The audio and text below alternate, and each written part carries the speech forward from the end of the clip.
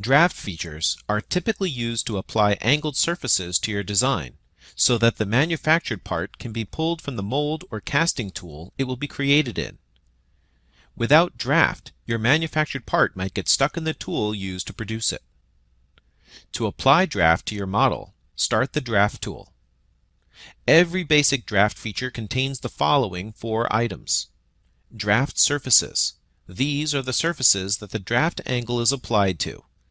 In this example, the draft surfaces will be the cylindrical surfaces of this extrude. A draft hinge. That's the reference that the draft geometry pivots about.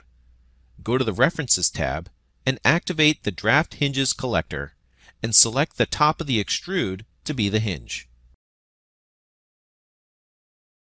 Notice that as you move the drag handle, the cylinder stays the same size at the hinge location, as draft geometry is added or removed starting from this reference. A pull direction. That's the direction used to measure the draft angle.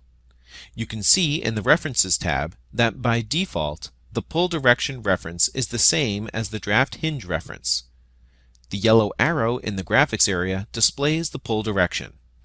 This is the direction in which your mold or casting tool is pulled away from the finished part. And the draft angle that's applied to your model.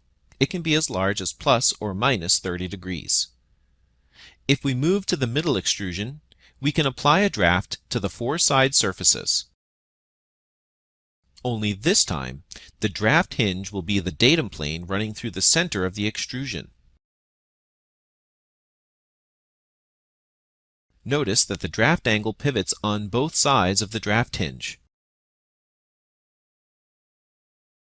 For our last example, we'll add draft to the 4 side surfaces and use the base of the model as the draft hinge.